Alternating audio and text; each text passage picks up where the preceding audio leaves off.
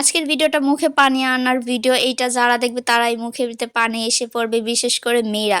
মেয়েরা তো খায়, ছেলেরা কেন খায় না? ছেলেরা আরো বেশি খায় মেয়েদের থেকে, শুধু জালটা কম খায়, নাহলে ছেলেরা কম খায় না ফুচকা। যাই হোক, আজকে আমি ফুচকা নিয়ে বসলাম। ফুচকা আমার অনেক অনেক পছন্দ, তোমরা সবাই জানো। আর আগে আমি অনেক ঝাল খেতে পারতাম, এখন আমি খাইতে পারি না, কারণ আমি জানি না। যাই হোক, জাল খাওয়াটা বেশি একটা ভালো না, আর আমি জাল খাওয়া অনেকটা ছেড়ে দিয়েছি। আমি এখন শুকনা মরিচের ভর্তা খেতেই পারি না।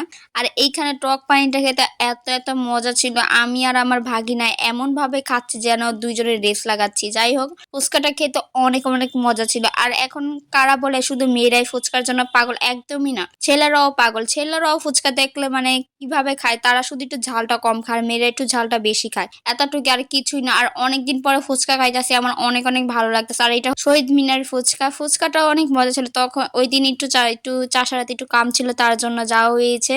আর আসার সময় ফুচকা নেওয়া হয়েছে, আর ফুচকা শহীদ মিনারও খাওয়া হয়েছে, আবার বাসায়ও। কারণটা হলো শহীদ মিনারে বসে বসে খেতে ভালো লাগে না, আর বাসায় নিজের মতো করে বানিয়ে খেতে পারি তার জন্য। আর টক পানিটাও খেতে অনেক অনেক মজা ছিল।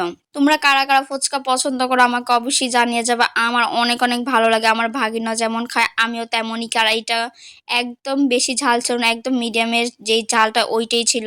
আর আমি একদম ঝাল খেতে পারি না। আর তোমরা কারা কারা ফুচকা পছন্দ করো আমাকে জানাবে। আর যার যার মুখ দিয়ে পানি পড়তেছে, আমার একদমই দোষ নাই।